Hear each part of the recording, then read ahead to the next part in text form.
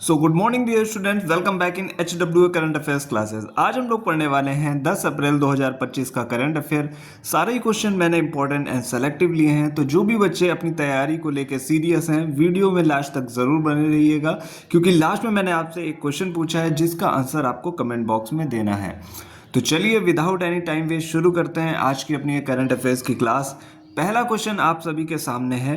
पहला क्वेश्चन क्या है? हाल ही में किस योजना ने 8 अप्रैल 2025 को 10 वर्ष पूर्ण कर लिए हैं? तो अभी हाल ही में प्रधानमंत्री मुद्रा योजना ने 10 वर्ष पूरे कर लिए हैं। तो जो मुद्रा योजना है, इसमें मुद्रा जो वर्ड है उसकी फुल फॉर्म क्या है, मोस्ट इंपॉर्टेंट है, आपसे डायरेक्टली एग्जामिनर पूछ सकता है। मुद्रा की फुल फॉर्म होती है micro units development and refinance agency limited.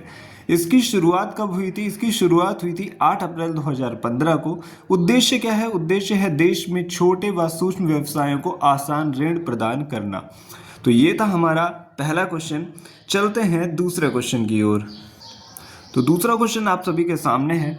11वीं ब्रिक्स पर्यावरण मंत्रियों की बैठक कहाँ आयोजित हुई? तो अभी ये हाल ही में ब्राज़ील में आयोजित हुई है 11वीं ब्रिक्स पर्यावरण मंत्रियों की बैठक।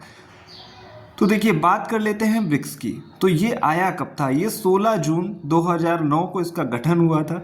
और अभी हाल ही में इसमें टोटल मेंबर कितने हैं? तो टोटल मेंबर हैं 10। कौन कौन से हैं जान लीजिएगा आप लोग, क्योंकि क्वेश्चन आपसे ऐसे आ सकता है कि निम्न में से कौन सा देश ब्रिक्स का मेंबर नहीं है।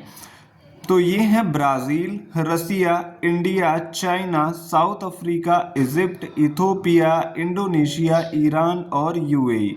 तो ये हैं टोटल 10 मेंबर्स। इन्हें याद रखना बहुत ही ज़रूरी है।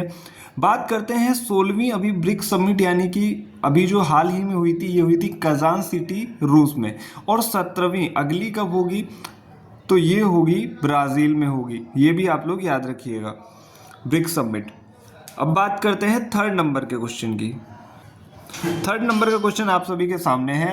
हाल ही में किस राज्य की कर्नाटक को जीआई टैग मिला? तो ये केरल राज्य की है। यह केरल के आदिवासी समुदाय द्वारा बनाई गई बांस की चटाई है। कंडिप्या का अर्थ होता है दर्पण चटाई। और अभी बात हुई है जीआई की, तो मैं आपको 2-3 दिनों से जीआई के बारे में बता भी रहा हूँ। जीआई की फुल फॉर्म होती है जियोग्राफिकल इंडिकेशन। ये एक्ट कौन सा था? एक्ट था 1999 का। लागू कब हुआ? तो लागू हुआ है 2003 में। ये मोस्ट इंपॉर्टेंट इंफॉर्मेशन है जीआई के बारे में।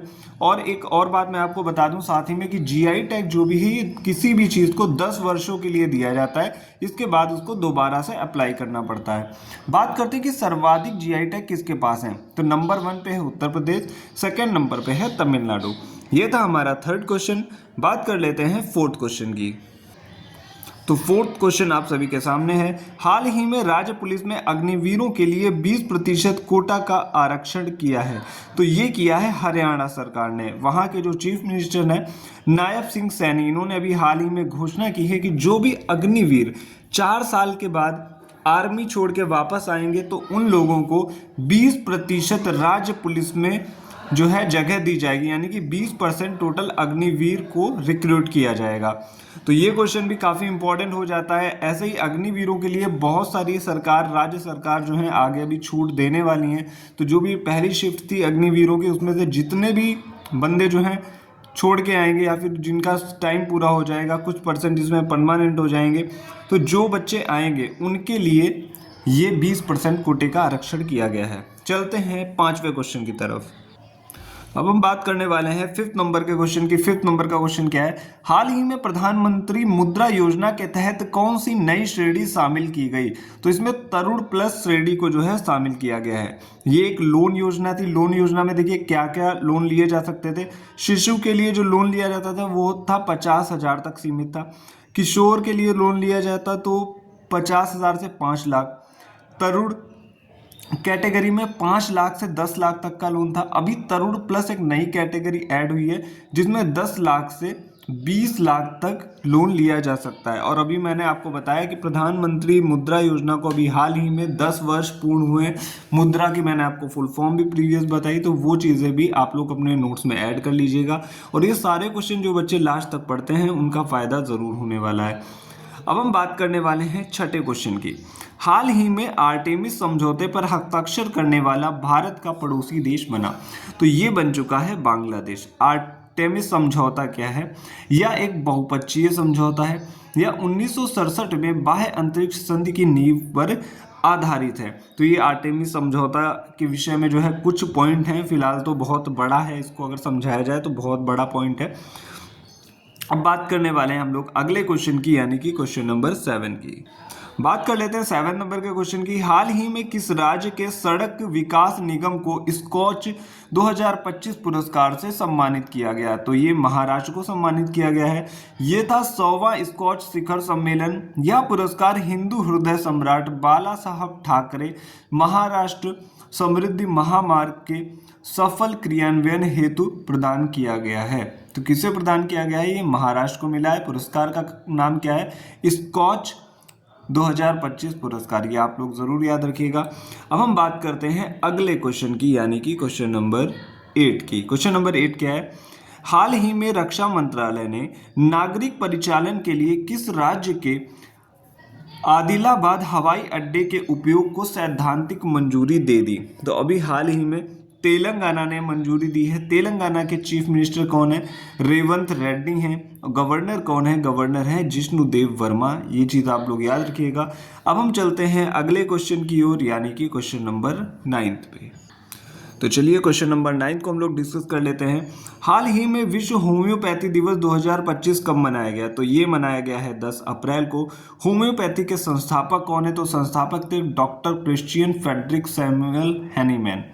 और बात करते हैं, एक और एडिशनल पॉइंट मैं ऐड करना चाहूँगा। भारत का पहला सरकारी होम्योपैथिक कॉलेज कौन सा? ये पिछले ईयर का करंट अफेयर है, लेकिन अभी यहाँ पे कार्य शुरू नहीं हुआ। तो ये कठुआ जम्मू कश्मीर में बनेगा। आपको पता होगा कि कठुआ जो है जम्मू कश्मीर का एक जिला है, वहीं पे बनेगा भारत का पहला सरकारी होम्योपैथी कॉलेज। तो ये पॉइंट आप लोग याद रखिएगा। चलते हैं अगले पेज पे क्वेश्चन नंबर 10 की तरफ। तो अब हम बात करने वाले हैं क्वेश्चन नंबर 10 की। क्वेश्चन नंबर 10 क्या है? मोस्ट इंपॉर्टेंट क्वेश्चन है, ये आप लोग जरूर याद रखिएगा। खेलो इंडिया यूथ गेम्स 2025 की मेजबानी कौन करेगा? तो ये करने वाला है बिहार। खेलो इंडिया यूथ गेम्स की बात कर लें तो इस बार एडिशन की बात करें, यानी संस्करण की, तो ये 7 नंबर का संस्करण है। डेट कौन सी है? तो 4 से 15 मई 2025 तक इसका आयोजन होगा।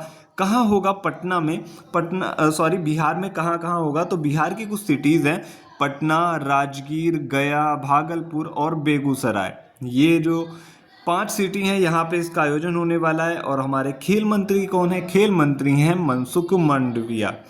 और हम बात कर लेते हैं इससे रिलेटेड कुछ पॉइंट पढ़ लेते हैं, जैसे कि खेलो इंडिया विंटर गेम्स 2025 एडिशन कौन सा है इस बार? तो ये था 5th एडिशन था, जिसमें जम्मू कश्मीर और लद्दाख में ये इसका आयोजन होता है। और टॉप पे कौन रहता है? टॉप पे रहती है अपनी इंडियन आर्मी। अब हम बात करते हैं अगले पॉइंट पे, खेलो इंडिया पैरा गेम्स 2025। खेलो India para games 2025 second edition है। मैस्कॉट क्या है? मैस्कॉट है उज्ज्वला। टैग लाइन है हौसलों की उड़ान। टॉप पे कौन रहा था? टॉप पे रहा था हरियाणा। बात कर लेते हैं अगले क्वेश्चन की, यानी कि क्वेश्चन नंबर 11 की। तो 11th क्वेश्चन आप सभी के सामने। हाल ही में केयरलेस पीपल पुस्तक किसने लिखी? तो ये लिखी है सराह व्यान विलियम्स ने। अब हम बात कर लेते हैं, ये फेसबुक की कार्यकर्ता पहले रह चुकी हैं। अब हम बात करते हैं कुछ रिलेटेड कुछ पॉइंट से, जैसे कि तो बात करते हैं कुछ रिलेटेड जो पुस्तकें अभी हाल फिलहाल में लिखी गई थी। द महात्मा मैनिफेस्टो, ये लिखी है राजेश तलवार ने। द वर्ड आफ्टर गाजा लिखी है पंकज मिश्रा ने। ब्रिंग इट ऑन ये लिखी है दीपा मलिक ने। स्टम्प्ड की बात करें तो ये सैयद किरमानी की पुस्तक है। और चौक फूड इकोनॉमिक एंड सोसाइटी ये अभिजीत बनर्जी जी की पुस्तक है। अब हम बात कर लेते हैं आज के अपने क्वेश्चन की, जिसका आंसर आप सभी बच्चों को कमेंट बॉक्स में देना है। अंबुबाची मेले का आयोजन कहाँ किया जाता है? ये एक स्टैटिक का क्वेश्चन है। आई होप आप सभी लोग सही इसका आंसर दोगे। कई बार एग्जामिनर ये वाला क्वेश्चन भी आपसे पूछ लेता है। तो इसी के साथ आज अपनी ये क्लास फिनिश होती है। तो ये 10 मिनट में जो भी मैं आपको चीज़ें प्रोवाइड करा रहा हूँ, आई होप आप लोगों के काम आए। मैं ऐसे ही क्वेश्चन लेता हूँ जिससे बच्चों का टाइम सेव हो पाए।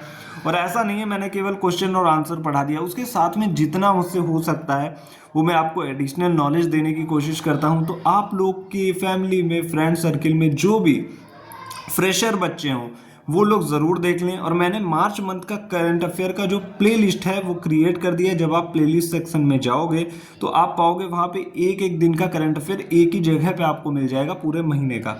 तो आपको जिस भी डेट का करंट अफेयर देखना तो आप देख सकते हो। तो आज के लिए इतना ही, मिलते हैं next day next important current affairs के साथ। Thank you.